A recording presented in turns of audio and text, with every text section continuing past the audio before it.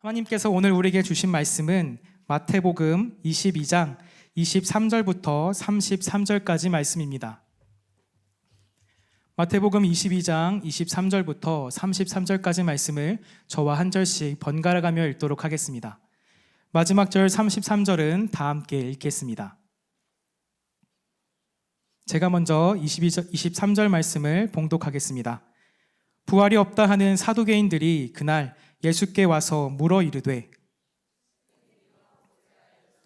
사람이 만일 자식이 없이 죽으면 그 동생이 그 아내에게 장가들어 형을 위하여 상속자를 세울지니라 하였나이다. 우리 중에 7형제가 있었는데 마지가 장가들었다가 죽어 상속자가 없으므로 그 아내를 그 동생에게 물려주고 7째까지 그렇게 하다가 최후에 그 여자도 죽었나이다. 그들이 다 그를 취하였으니 부활 때에 7 중에 누구의 아내가 되리이까? 예수께서 대답하여 이르시되 너희가 성경도 하나님의 능력도 알지 못하는 고로 오해하였도다. 하늘에 있는 천사들과 같으니라. 죽은 자의 부활을 논할진대 하나님이 너희에게 말씀하신 바 다 함께 읽겠습니다. 나는 아브라함의 하나님이요 이삭의 하나님이요 야곱의 하나님이로라 하신 것을 읽어보지 못하였느냐? 하나님은 죽은 자의 하나님이 아니요 살아있는 자의 하나님이시니라 하시니. 아멘. 이 본문 말씀을 가지고 살아있는 자의 하나님이라는 제목으로 하나님의 은혜를 나누고자 합니다. 예수님께서 공생애 활동을 하셨을 때에 이 하나님을 믿기 위해서 다양한 모습으로 믿었던 사람들이 참 많았습니다. 지난주에 본문 말씀에 나와 있었던 이 바리새인도 그들 중에 한 사람이었고, 우리가 읽었던 이 사두개인들도 그들 중에 하나였습니다.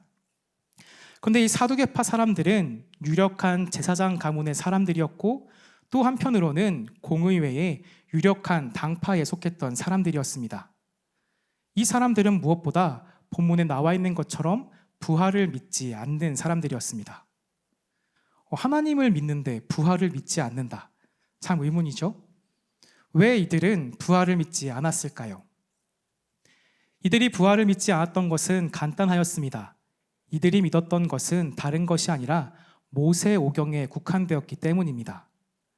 이 모세오경을 읽어보면 율법에 관한 말씀이 주되인데, 그들이 볼 때에 부활이나 천국이나 이러한 것들은 오경에 나와 있지 않기 때문에 믿지 않았다라고 알려져 있습니다. 그런데 이들의 삶을 볼 때에, 그리고 오늘 본문 말씀 봤을 때에 이들이 부활을 믿지 않았던 것은 단순히 그 모세오경 말씀을 귀하게 여겼기 때문만은 아닌 것 같습니다. 이들은 굉장히 현실주의적인 사람들이었습니다. 모세오경으로서 끝나는 것이 아니라 그 율법을 지키기 위해서 처음에는 이 땅에서 살아가는 그 삶에 대해서 고민했을 것입니다. 그러나 그것이 시간이 흘러서 이 현실에 안주하는 삶을 살게 되었다는 것입니다. 그러다 보니 자신들의 경험과 자신들의 이성과 자신들의 논리에 갇혀서 살게 되었던 것입니다. 근데 이들이 볼 때에 예수님은 굉장히 위협적인 사람이었습니다. 말씀드렸던 것처럼 이들은 그 이스라엘의 지도자에 속했던 사람들입니다. 그렇기에 예수님의 인기와 사람들의 관심은 그들에게 있어서 굉장히 큰 부담이었을 것입니다. 또 한편으로는 바리새파 사람들도 이들에게는 굉장히 불편하였습니다. 왜냐하면 바리새파 사람들은 사두개파 사람들과 다르게 이 많은 다양한 계층에 속해 있던 사람들이 함께였고, 소위 말하는 평신도 모임이었기 때문에, 그리고 무엇보다 그들과 달리 부활을 믿었기 때문에 굉장히 불편한 사람들이었습니다. 그런데 이 사두개인들이 볼 때에 2마리 토끼를 잡을 수 있겠네 하는 방책이 떠오른 겁니다. 그래서 오늘 예수님을 향해서 이렇게 질문합니다. 예수님, 모세의 율법을 보니까 형이 자식이 없어서 죽으면은, 이 상속자가 없이 죽어버리면 그 동생이 형수에게 들어가서 대를 잇지 않습니까? 그런데 우리 중에 7형제가 있습니다. 첫째가 죽었는데 상속자가 없습니다. 그래서 둘째와 형수가 결혼하였습니다. 둘째도 죽었습니다. 그래서 셋째가 들어갔습니다. 넷째, 다섯째, 여섯째, 일곱째까지 들어갔는데 결국에는 다 죽어버렸습니다. 그러면은 부활 때에 이 여인은 누구의 아내입니까? 라고 묻고 있다는 것입니다. 지금 이 사두개인들이 이야기했던 이 형수에게 들어가는 제도는 계대결혼이라고 하는 아주 독특한 제도였습니다. 이것은 신명기 25장 5절에 나와 있는 말씀에 근거한 것인데요. 하나님께서 하나님의 백성 가운데의 그 가문들을 지키기 위한 하나의 방책으로서 알려주신 것입니다. 그러나 실제로는 이것이 이스라엘 가운데 잘 일어나지는 않았다라고 합니다. 왜냐하면 일찍 결혼하기도 하였고요. 대부분은 상속자를 낳고 죽었기 때문입니다.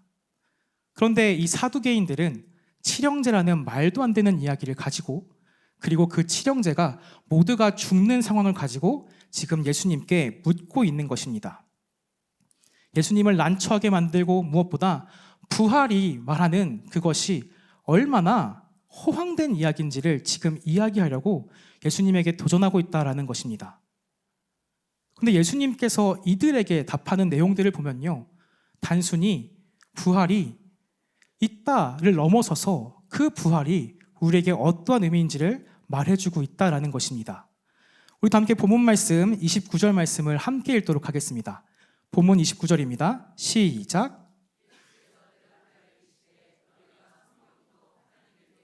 알지 못하는 고로 오해하였도다. 아멘. 예수님께서 이 사두개인들을 향해 말씀하십니다. 너희가 오해하였다. 무엇을 오해했을까요? 사두개인들은 자신들의 경험과 자신들의 논리로서 지금 하나님의 능력인 부활을 재단하고 있었습니다. 결혼이라는 그 제도, 이 땅에 살아가고 있는 철저히 현실에 안주하는 그 제도를 가지고 하나님의 능력을 재단하고 있는 것이지요. 자신들의 경험으로서 지금 안경을 쓰고요, 하나님의 능력을 바라보고 있다라고 하는 겁니다. 그러면서 아마 박수를 쳤겠죠. 야, 우리들의 이 논리가 기가 막히다. 피해갈 수가 없다. 이 완벽한 이성과 완벽한 논리, 무엇보다 이 계대결혼이라는 그 경험들을 가지고 왔을 때, 말씀을 가지고 왔을 때 과연 이것을 피해갈 수 있을까? 하면서 지금 도전하고 있다는 것입니다.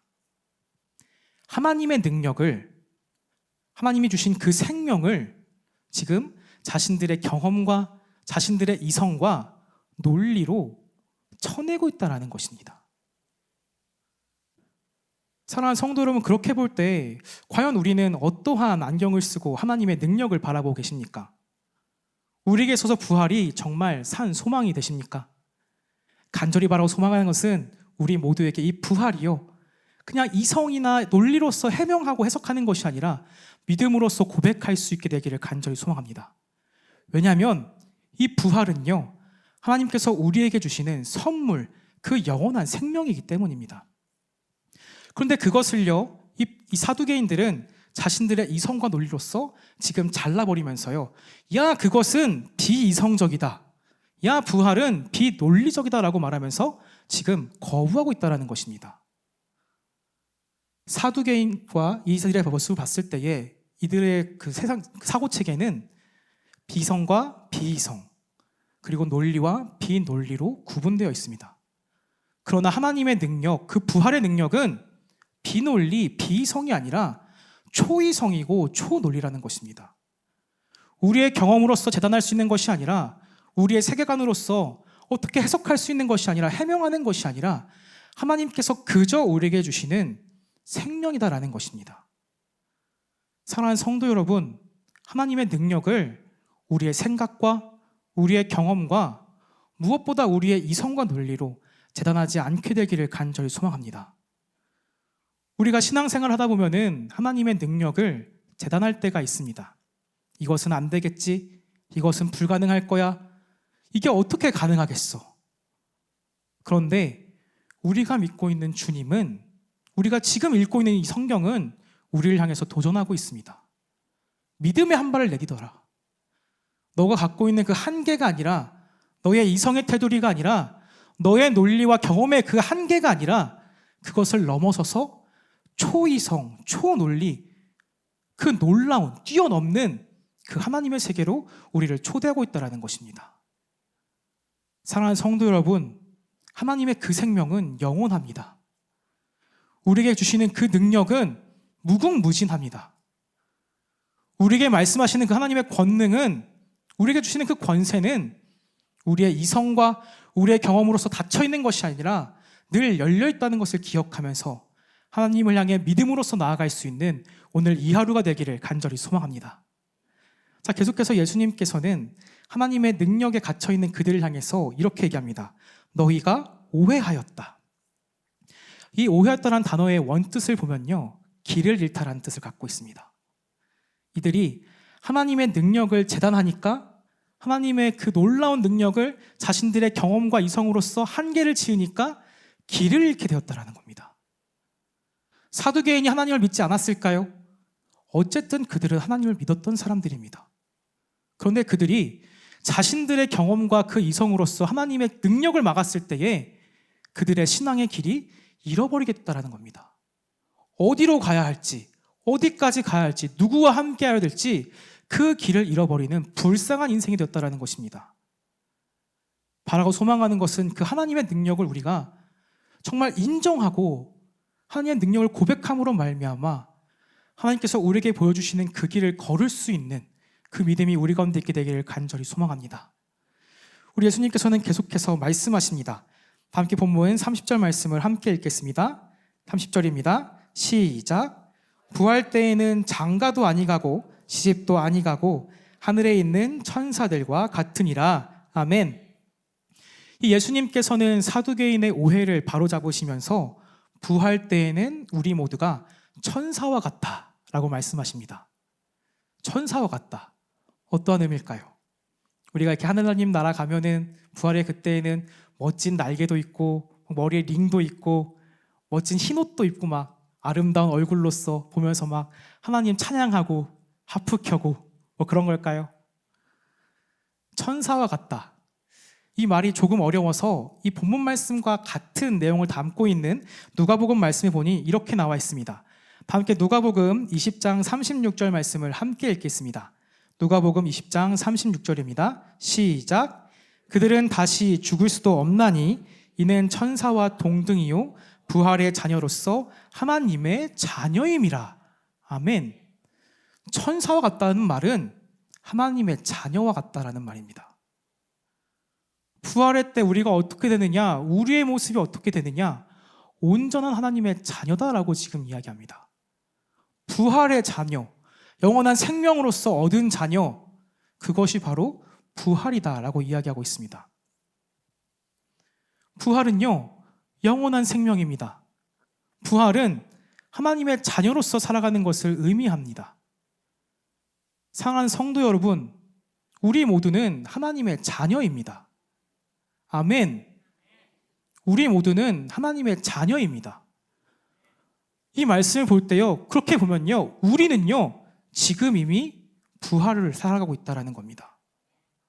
그 부활이라는 것이요, 머나먼 그 죽었을 때 그 이후의 삶을 이야기하는 것에 그치는 것이 아니라, 물론 그것을 포함하지만 그것이 전부가 아니라 지금 우리가 하나님의 자녀로서 부활을 경험하고 있다고 말씀하고 계시는 겁니다. 부활의 때에 우리가 하나님의 자녀로서 살아갈 것이다. 중요한 것은요, 영원한 생명을 말씀하십니다. 영원한 생명. 자, 그 영원한 생명은 어디에 있습니까? 누구에게 달려 있습니까? 하나님께 달려 있습니다. 자, 그러면요, 부활을 살아가고 있는 우리는 어디에 달려 있는 사람들입니까? 하나님께 달려 있는 사람들이죠. 우리는 이 땅에 매여 있는 사람들이 아닙니다. 이 땅에 발을 딛고 살아가지만 우리는 부활의 자녀로서, 하나님의 자녀로서 하나님께 붙들려 살아가는 사람들이다라는 것입니다. 자, 그렇게 보면요, 우리가 이 땅에 있는 것이요, 붕 뜨게 됩니다. 그럼 어떻게 될까요? 우리의 시선이 달라지게 되겠죠. 우리들이 바라보는 것이 달라지게 될 것이고요, 우리가 경험했던 것들이 달라지게 될 것입니다. 사랑하는 성도 여러분, 이 땅을 살아갈 때요, 부활의 자녀로서 살아가십시오. 이 땅의 자녀가 아니라, 죄의 자녀가 아니라 하나님께서 우리를 이미 부활의 자녀로서, 하나님의 자녀로서 불러주셨사오니 그 권세를 누리며 살아갈 수 있는 우리가 되기를 간절히 소망합니다. 하나님께서 영원한 생명을 지금 이미 우리 가운데 주셨습니다. 그러면 누려야지요. 특권을 주셨는데, 권세를 주셨는데 그거 잊어버리고 살고 내팽개치고 살면 너무 아깝잖아요. 바라는 것은 우리가 이 땅을 살아가는 그때도 그 영원한 생명을 누리기를 간절히 소망합니다.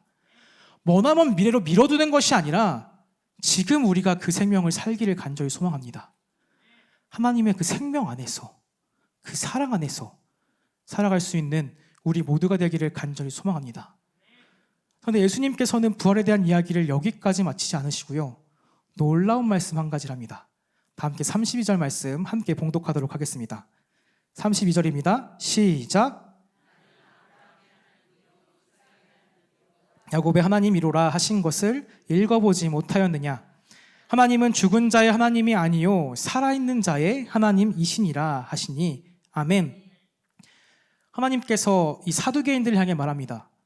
너희들 모세오경 좋아하지? 이 말씀 출애굽기 3장 6절 말씀 너네 알아? 하고 말씀하시는 겁니다. 이 말씀은요, 하나님께서 모세에게 자기를 소개할 때 하시는 말씀입니다. 그런데 하나님께서 자신을 이렇게 소개합니다. 나는 아브라함의 하나님이요 이삭의 하나님이요 야곱의 하나님이로라.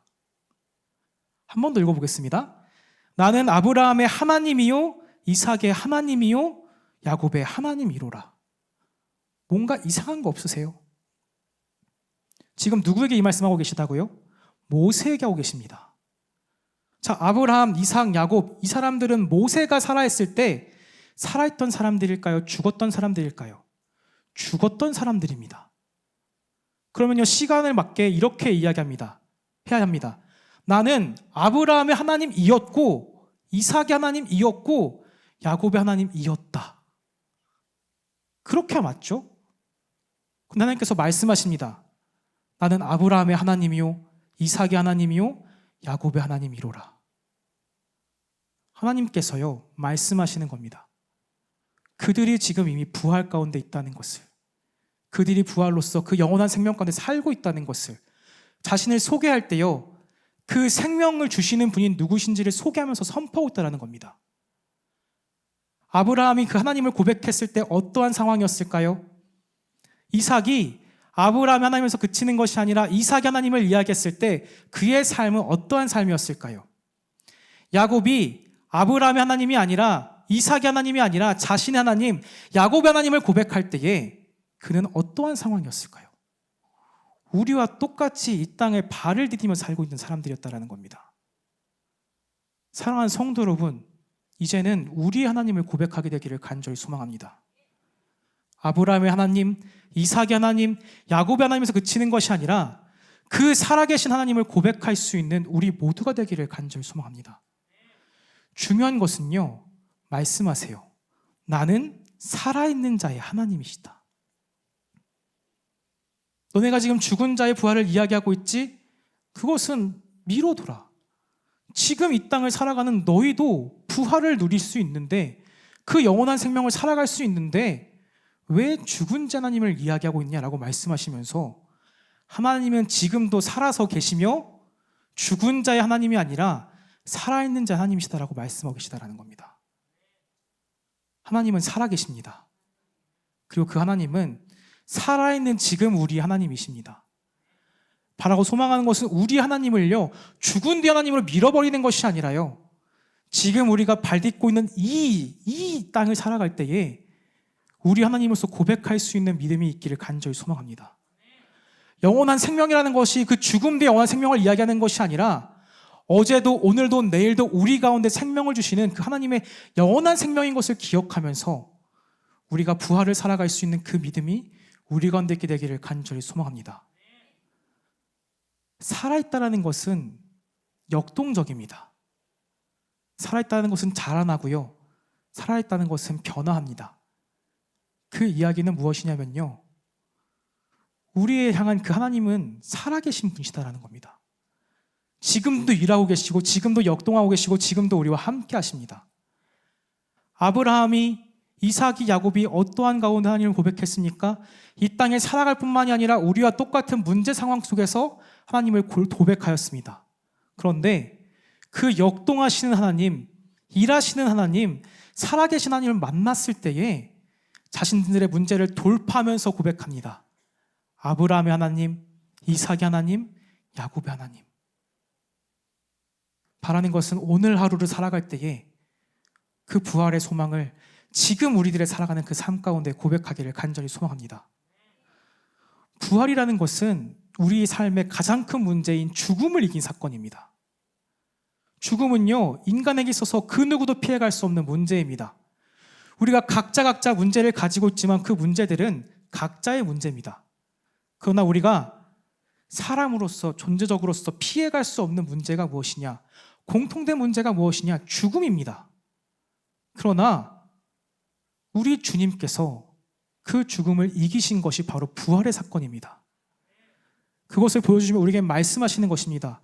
무엇이 문제냐? 우리 삶 가운데 무엇이 문제냐? 영원한 생명이 있는데 하나님께서 살아계시는데 그 하나님께서 지금 살아있는 우리 하나님이신데 자신들의 삶으로서 십자가에 달려 죽으심을 말미암아 증거하셨다는 겁니다. 영원한 생명, 하나님께서 우리에게 주신 선물임을 기억하며 이 하루 살아갈 때에 그 살아있는 하나님을 고백할 수 있는 우리 모두가 되기를 간절히 소망합니다. 말씀을 기억하며 함께 찬양하겠습니다.